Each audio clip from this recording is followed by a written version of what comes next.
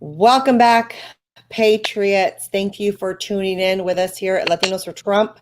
I am Bianca Gracia, your host today at Bianca for Texas. You can find me at any of that. I feel like I'm a little bit too tall here.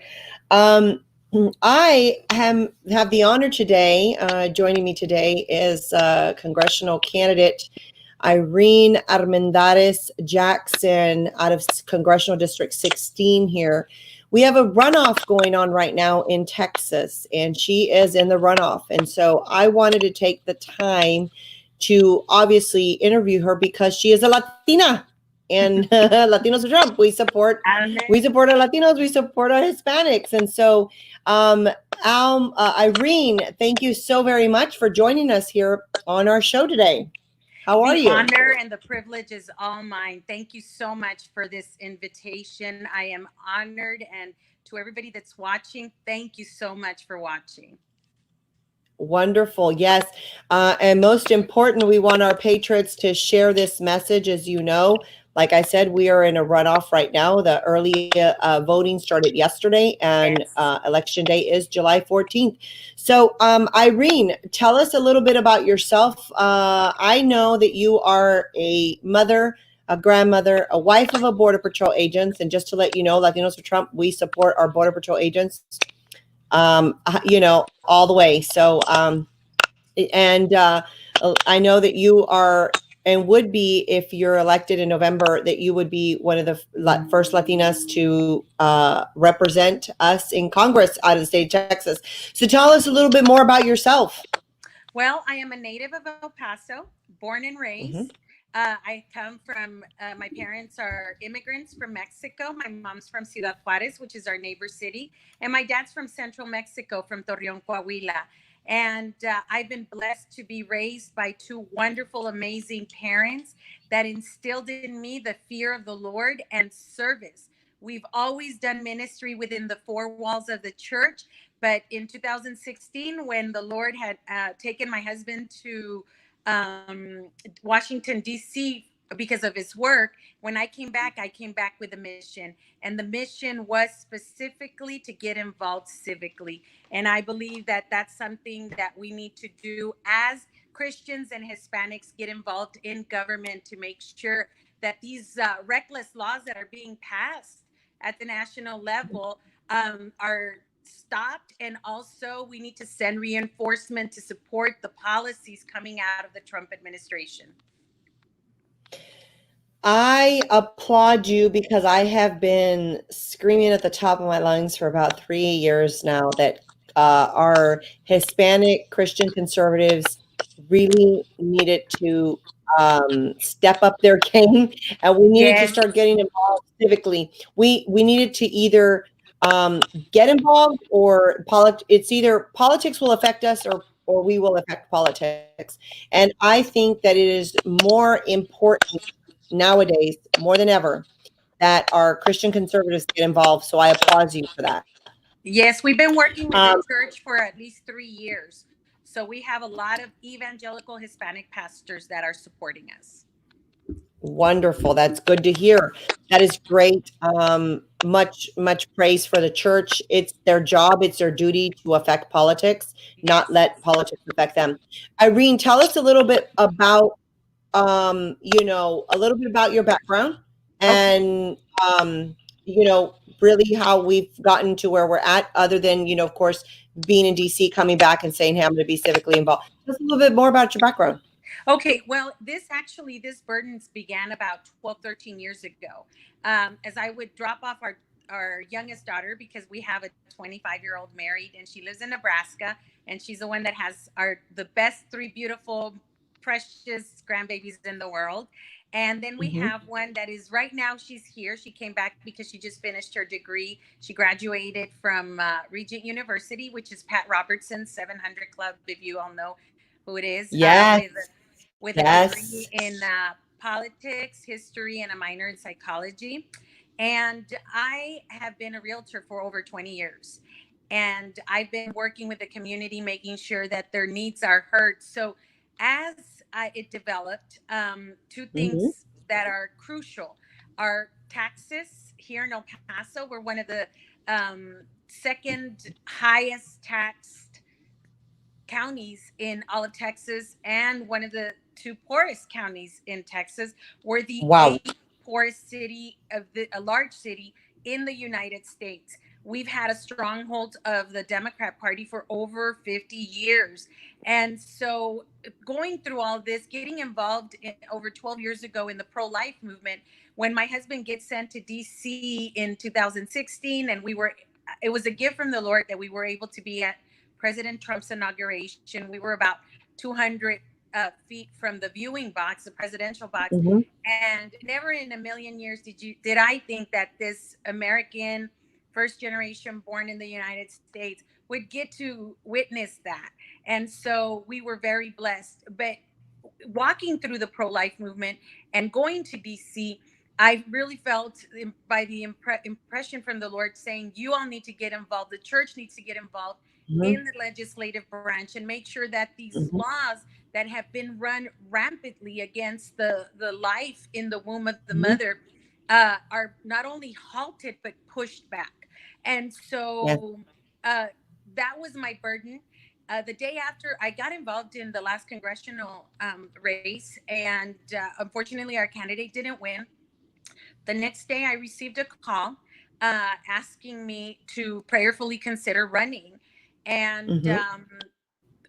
I had thought that my role was going to be to actually support other candidates. But we Mhm. took about a month of prayer, my husband and I, and other prayer warriors, and it wasn't like it was written in the clouds or anything like that. We just looked at each other and we said, if we don't do it, who will? And so, Mhm. based on the pro life, is there is no candidate in El Paso that has been most involved in the pro life, not only marching, not only praying outside of Planned Parenthood, but with our resources and making sure that we're present at every fundraiser and that we're donating to these mobile units that engage at the doorstep of Planned Parenthood Mhm. and other murder mills that are in our city. And so that's how I ended up running for Congress, just basically answering a call, understanding the what we need to do in El Paso, because I am a native, because my first language is Spanish y yo hablo el Mhm. español como una persona que nació en Mexico. Amen. We're able to bring the message both in English and in Spanish. As a matter of fact, at 1 o'clock I have another interview with one of the Christian stations here in El Paso, and it's all in Spanish and it's all based on abortion. And I'm getting constant texts because voting did begin yesterday, and it's from the church. 20 people that have been naturalized citizens for over 21 years and have never voted are voting for the first time, and it's all based on pro-life.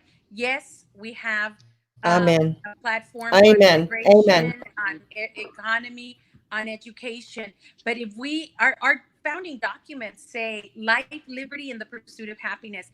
Life is first, because if you don't have life, what do the other rights matter? So if we don't That's right. preserve life first, then the other things that are like destroying our country will not matter, because life needs to be at the forefront. And again, we Yes. do, if you look at my page, we have a platform for everything. We have an opinion on everything. And especially here in El Paso, we're at the ground zero of immigration. And so we have a front seat to everything. As you mentioned, I am a Border Patrol wife. Um, my husband is actually part of the Clint station, which is where AOC and her little cronies, including Escobar, the incumbent, went and Mhm. accused our Border Patrol agents of being Nazis, of making women drink out of toilets and all that nonsense. So believe me, Oh when yeah. I say I have a bone to pick, I have a bone to pick. I remember that all so well. Yes. I want to say hi to a couple of our friends who have tuned in. Anthony. Anthony is our state director here at Latinos for Trump. Anthony, great work out there, Border News Network. We thank Yes. you so much. Great Love and supporter. peace to you. Anthony, thank you so much. And Scott Pressler. Oh my God. Scott Pressler, I don't know if you've met him, Irene, but I No, I love haven't. Scott. Scott is all about flipping seats from blue to red. Scott is the one, he was out in El Paso with Anthony. He does voter registration. He's out there registering voters across the country. He's saying it's so important to register our voters. He's a fan of mine. I'm a fan of his. He says, "We love you, Bianca. I love you, Scott. Scott, this is one of the seats that I think we need to Oh, flip I from blue know. to red." Yes, yes, I know who he is. I think I've seen him on Twitter. Yes, he's a major influencer on Twitter. He's a very dear friend of mine. I love him and all of his efforts for everything he does. So, Scott, if you're, I know you're watching because you've, sent a little message here. Please share this. This is one of the seats that we need to flip from blue to red. Irene here is in a runoff, and we are right now in a runoff. She obviously, if you hear her platform, if you hear her passion, you hear she's talking about God, family. She's exactly what our patriots are looking for in a candidate. Border patrol wife. She's educated. She's a mother. She's a grandmother. She obviously is very articulate, and most important, habla español. Puede hablar con nuestra comunidad y representar los principios conservadores.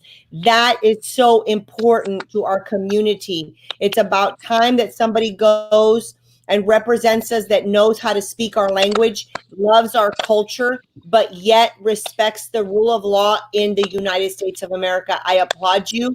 And Thank most important, to know that you are a pro-lifer, that you are for the pursuit of life, liberty. And so that is amazing to hear a Latina woman at the forefront trying to win this election, to get in there and represent Texas in a city and county, obviously, like you said, in El Paso, that is very pivotal. It'll send a huge message to our Hispanics, I think, across the nation, if Exactly. we can get you in. So we need to spread the word. We need to let everybody know that there is early voting going on right now. And Yes. we are urging you, if you know people in El Paso in Congressional District 16, we're urging you to call your family, all of your friends, and share this feed with them. Let them know that Irene Armendariz Jackson is the candidate we need to send to DC in November, get her sworn in next year with our president in January 19th of 2021. Irene, tell us a little bit more about your platform. Well, of course, we already talked about life. And now let's talk a little bit about immigration. And see, this is a topic that a lot of politicians avoid, especially with the Hispanic community. But I can tell you that I've been speaking to people, I've been knocking on doors. I'm not afraid of doing the hard work in order to win the hearts and minds of people. And Mm-hmm. the legal people here in El Paso, that unfortunately, because of the media being so biased, when they hear why we don't support DACA, they they're 100% with us, and they say yes, yes, that's exactly what we need. And so what I Mm-hmm. support is a resolution. The last time I was at the White House, because I've been blessed to be invited to the White House 4 times. um the last time they had, we in one of the briefings, one of the gentlemen was talking about how the Trump administration is working on immigration reform, and with the a priority being the human dignity human dignity factor. Mm-hmm. So let me just explain why I'm against DACA. DACA is very enslaving, and with I want people to understand what district I'm in. This is hometown of Beto O'Rourke. Okay, so this factor is actually dying down, and people are understanding that if we need immigration reform, we don't need DACA, because it's very enslaving for the person that has been here however many years, for whatever reason they came. This is a problem whether you support them being here or not. It's already a problem that is here. And so how do we resolve it? We definitely need to make sure that they make a decision. Are they going to choose this as their country, or are they not? And if not, they need to leave. They need to leave, bottom line. And if they're going to choose it, then they need to start filing the proper paperwork and get in the back of the line and not skip the line. people are now saying, well, do you support a path to citizenship? I support the rule of law. And if they are approved for legal residency, they still have to wait at least 5 years to be able to apply. And if our wonderful President Trump actually delivers on immigration reform, then we'll look at whatever the law is. And I support the law that is at the forefront at that time. Now, because my Mhm. husband is Border Patrol, he's always saying, people come and say, we need immigration reform. And when they are asked what part of the law is broken, they can't articulate it, because most people that are screaming, we need reform, uh, thinking that we need amnesty, they can't even articulate what is broken in the system, if anything at all. So we need to make sure that as conservatives, not only do we understand the law, but we're able to articulate it and not sound ridiculous and ignorant like our counterpart. And when we talk Yes, about how enslaving DACA is with our Hispanic friends, with our Latino friends, they get it and they say, yes, we're for that. And when I ask the young people, do you want to be rich? Do you want to be wealthy? And of course, I haven't found one that says, I want to be poor. I say that's when yeah, we talk about capitalism and why it's important to preserve capitalism and support capitalism, and that the Republican Party is the party that supports capitalism. That means that as hard as you want to work, then that's exactly what you're going to reap. And so if you want to be wealthy and you want to work your heart out and dedicate all your time to that, then so be it. But if we do not preserve capitalism, it doesn't matter how much schooling you have, how much experience you have, and how much you're willing to work, you will always be enslaved to the government. And they don't like that's that. right. And so when we present it in just very common terms, people Mhm, understand it. Why do mhm, I support the wall? I support the wall because I want people that immigrate to this United States come here mhm, legally and they're able to take advantage of everything our wonderful country has to offer. And when they come here illegally, they're actually in the shadows and they become prey for people that want to take advantage of them. And let me just share a quick story.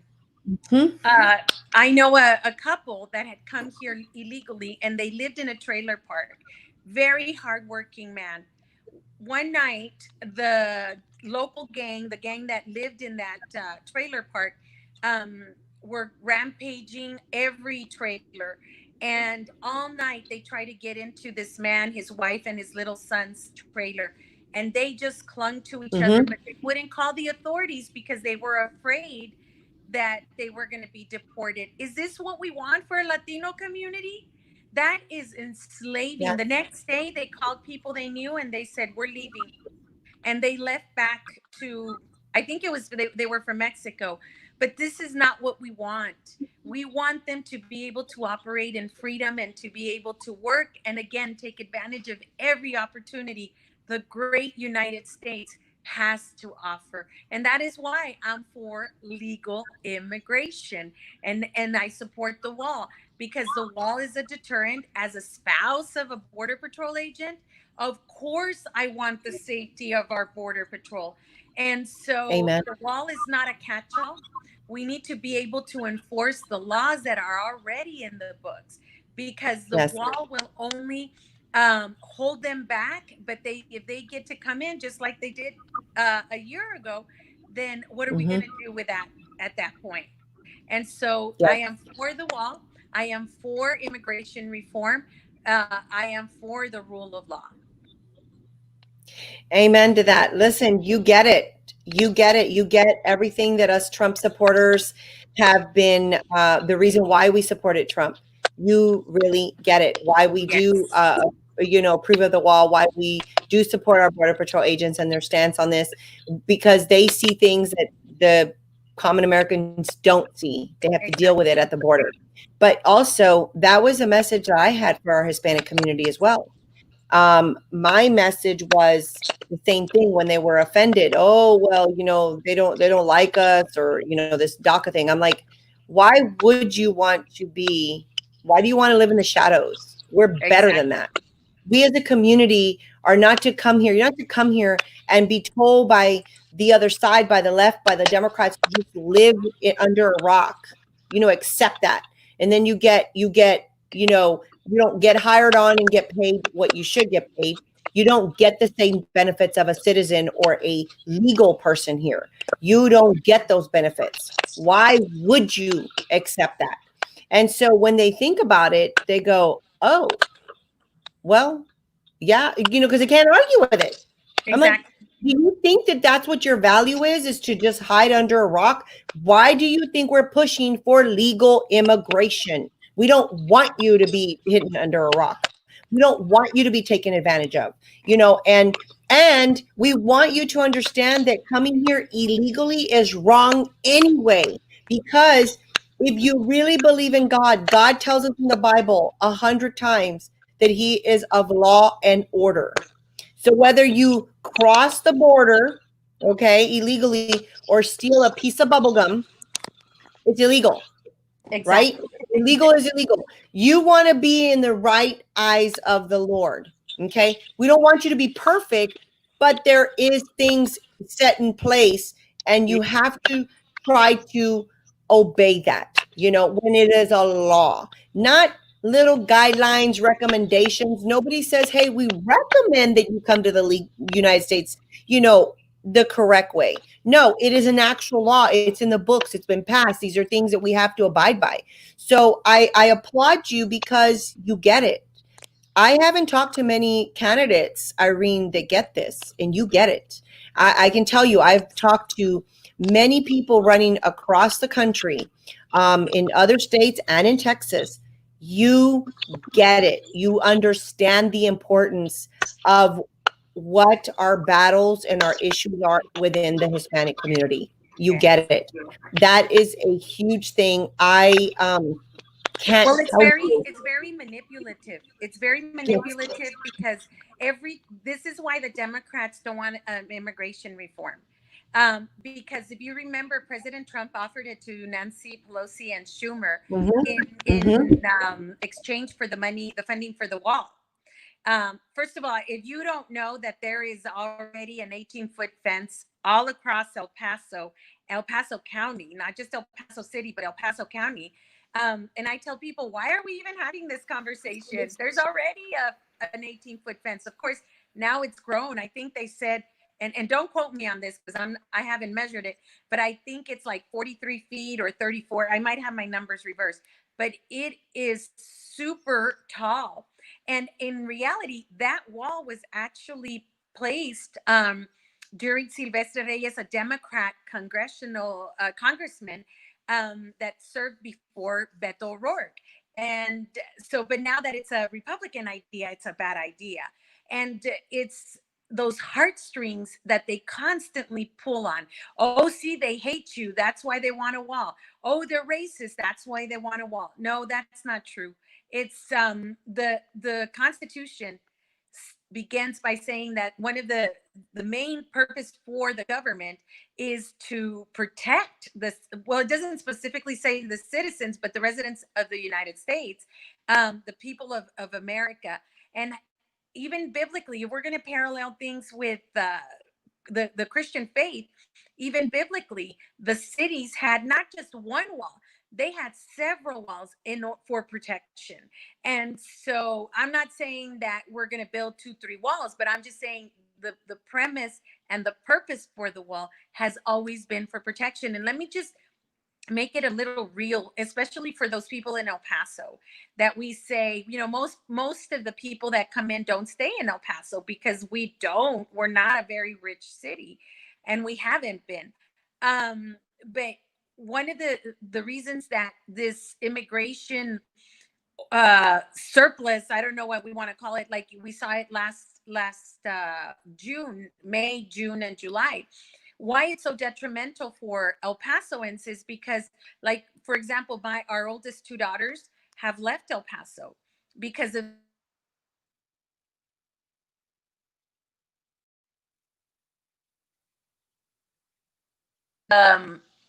the job market in El Paso is very poor, so they've left. So we have to make sure that the drugs, when they send all the Border Patrol agents to tend to the immigration crisis, all these drugs are getting past our checkpoints, and they go directly to the cities where our children have gone seeking a better life, where my grandchildren are.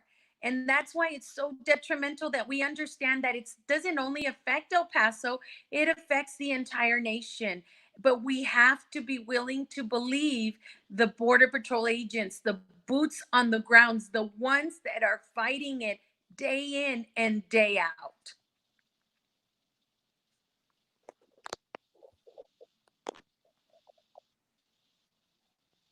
I can't hear you. Can you hear me?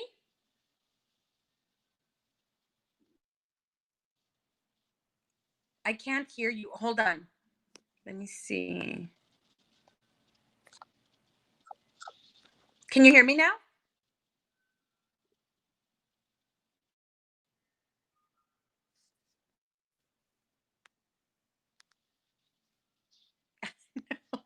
Hold on, hold on. No, hold on. Can you hear me? Can you hear me now? Yeah, I hear you. I hear you. Excellent.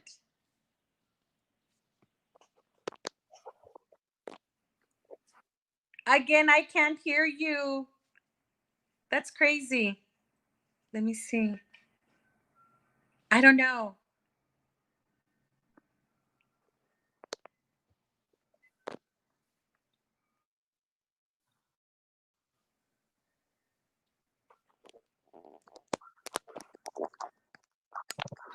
I hear your mic. Do you have a mic?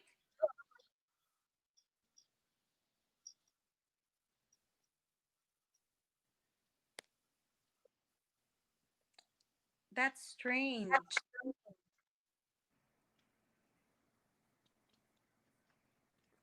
I can't hear you. Can you unplug your mic and plug it back in? Let me see mine.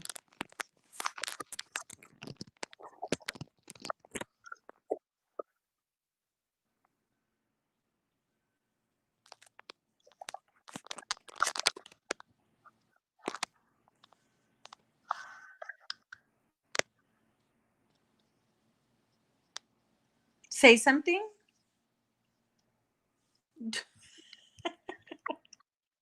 That's strange.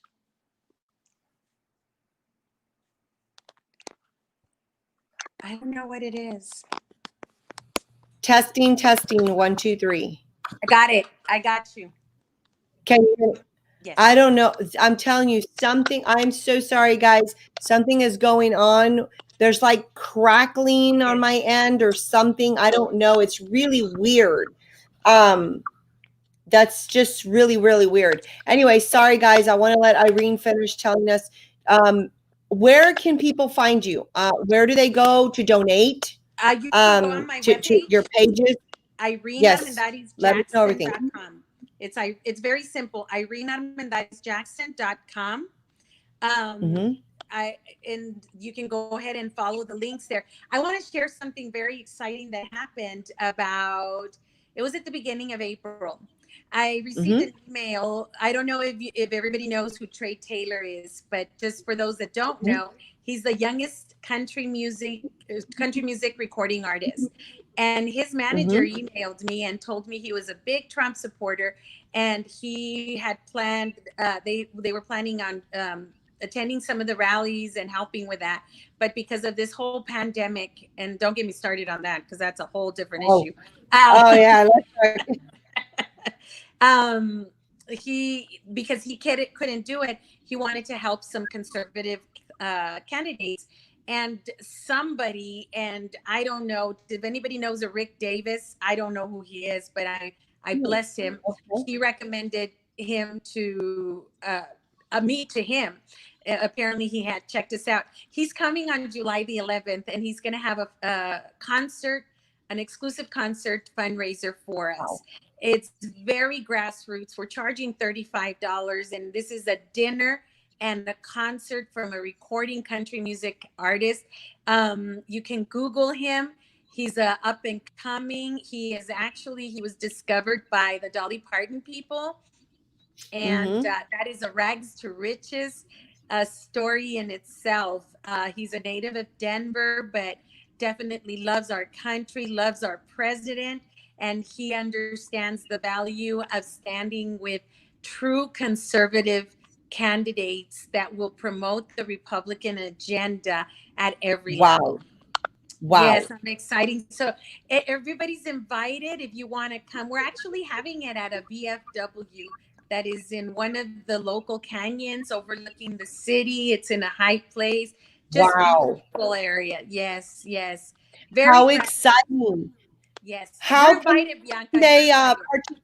oh well, oh my God, thank you so much. How can we get tickets? Where do people go to buy tickets for this? Just go to my Facebook page, Armendariz for El Mhm. Paso, and Okay. just follow the Venmo. It's all Venmo. We found that if we put it up on Eventbrite, Eventbrite would actually take like three-quarters of the what we were going to make on the Mhm. ticket. They actually charge that. So just trying to get it to every dollar counts. Every dollar goes to a sign, to a flyer, to media. We have some exciting commercials coming out on our local radio that are, of course, that feature um, all the conservative Hannity, who else, Levine, and the rest of the conservative talk show hosts. We're going to just plug them in, and it's going to be exciting, just kind of exposing some of the things that are going on at the local level. Wow, that is amazing.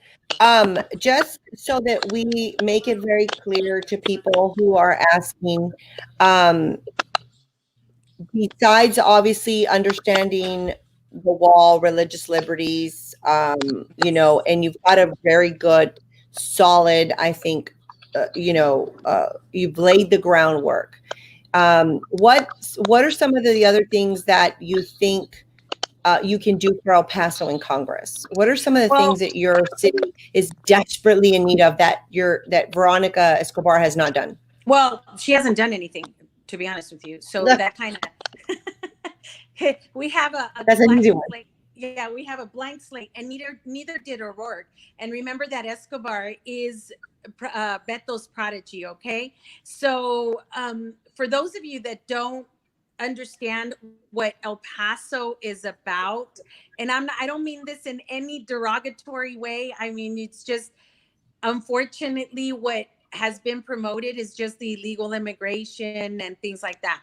El Paso is a Mhm. very a city rich in culture, and when I say culture, I mean the Mexican culture, because we're a river away from Ciudad Juarez. We have been known Right. as one of the safest cities in the United States for many years, and we are next to a city that has been recognized as the most violent city in the world. So our law Mhm. enforcement at the local, state, and national level have been doing something good because we have been able Mhm. to maintain that status.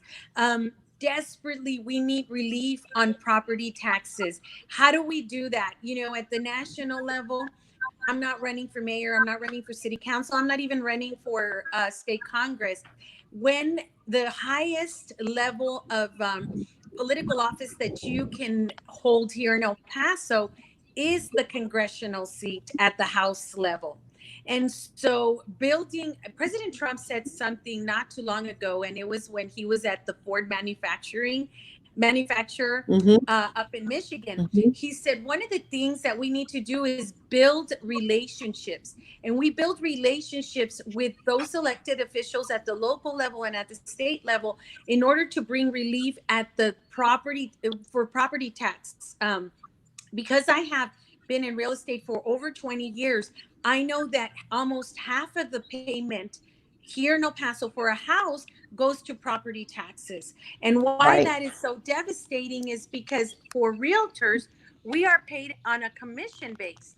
We get 3%, 4%, depending on what the seller is offering. And when the prices of the houses are maintained very low, we work just as hard for a $1,500 commission than we do for a $4,500 commission. So when the prices of the houses are able to go up, then of course we are able to put more money in our pockets to be able to provide the needs of our families. So that affects Yes. the real estate market directly, in the real estate industry directly. Our women, especially single moms that are hairdressers, that are nail professionals, they are Yes. affected because if you don't have good paying jobs in El Paso, how are you able to charge for these services more? So everything remains at the poverty level. So we need to build those relationships for property tax relief, but we also need to make sure that El Paso is not sold to the lowest bidder. So we want, something very important that is coming into effect tomorrow, July 1st. The United Uh-huh. States Mexico Canada agreement comes into effect. Why El Paso is not at the front of the line in order to bring back the manufacturing industry is beyond me. We had a thriving manufacturing Hmm. industry back in the 80s and 90s. A lot of our tios, tias, dads, moms, abuelitos, they were forced into Hmm. early retirement when NAFTA took effect and killed our industry here in El Paso. So we need to be able to have somebody that is willing to do the hard work and bring that manufacturing industry back into El Paso. Yes, President Obama, President Trump did have a magic wand, and we see all those manufacturing jobs coming back, and we need somebody that understands that, and to bring them back to El Paso. And not only the blue collar jobs, but also the white collar jobs. We need corporate America here in El Paso because our kids are graduating from our local higher learning facilities, institutions. University of Texas at El Paso graduates over 500 engineers every year, and most of them leave El Paso because there is no professional jobs for them. We desperately need to be able to award those opportunities. The kids that want to leave, they should be able to leave, but those that want to stay, they should be able to stay. And this hits home. Over 20 years ago, my brother-in-law graduated with a mechanical engineer degree and was not able to get a job here.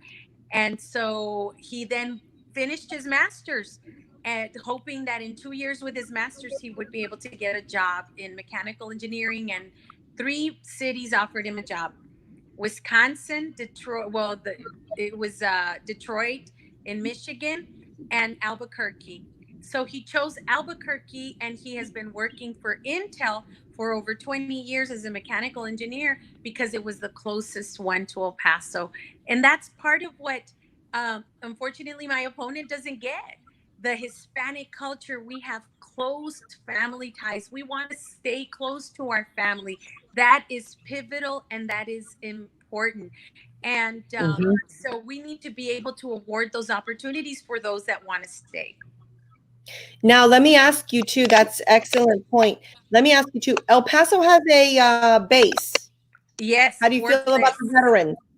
How do you Yes. feel about our law, our armed forces and the veterans? What is your take? Well, How do you 100% what? I support him. My husband's a veteran as well. He's not only a Border Patrol agent, but he is a veteran.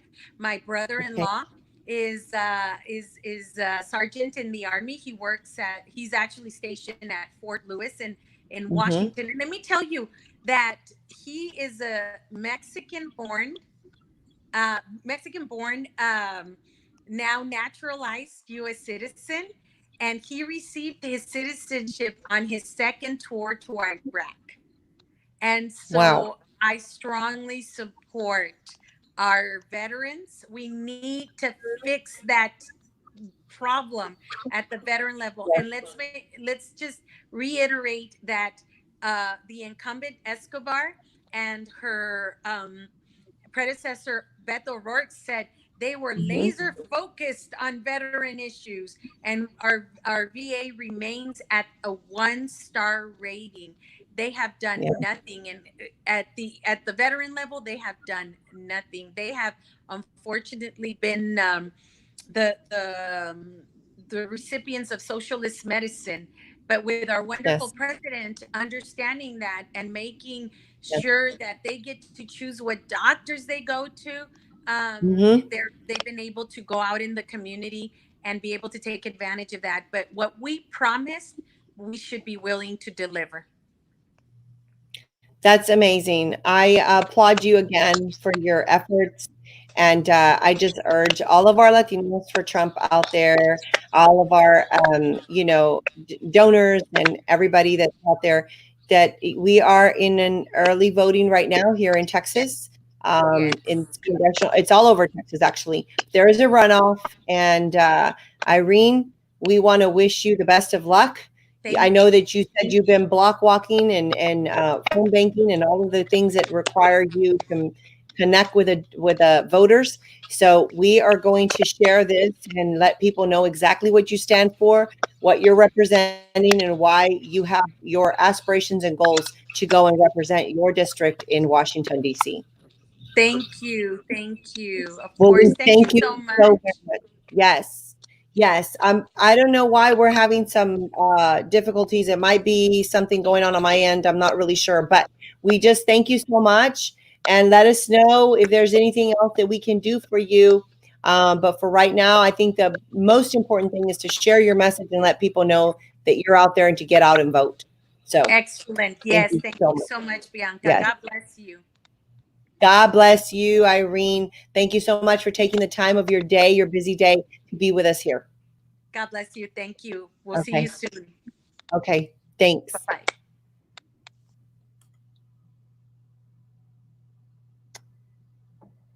So you heard it there from Irene Armendariz Jackson out in Congressional District 16. She is in a runoff right now, trying to represent her. She's definitely wants to go represent her community in Washington, D.C. And so we urge you to share our message and let people know exactly who she is and what she's representing and the platform that she's running on, and the policies that she's looking to either advance or the policies that she's going to fight for. So she understands definitely our community, our culture. She understands El Paso obviously very, very well. She's very articulated. She is degreed. Again, she is mother, grandmother, and wife of Border Patrol agent. And so, as you know, 70% of our Border Patrol agents are Hispanic.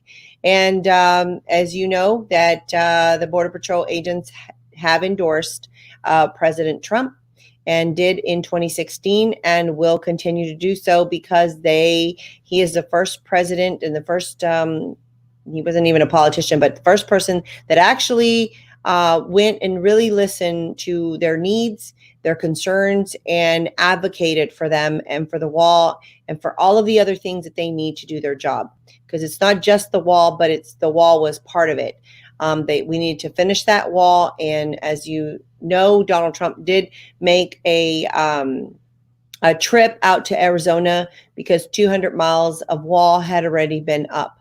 So, he is just delivering. His promises made, promises kept. Do remember that. Again, thank you for tuning in today. I'm your host, Bianca Gracia, here at Latinos for Trump. You can find me on any of the social media at Bianca for Texas. Anyway, just have a great afternoon and enjoy your day and get out and vote. Get out and vote. In Texas, I don't know that there's any other primary runoffs across the country, but I know that there's some elections coming up in Florida in August. Obviously, their primaries are in August, and so we do have a lot of that going on. But in Texas, come on, Patriots, get out and vote. Go out and vote. Every election matters. It's not just November. You've got to show up and vote at every election, from the bottom all the way to the top. Anyway, have a great afternoon, guys. Hope to see you soon. And as I always say, peace out.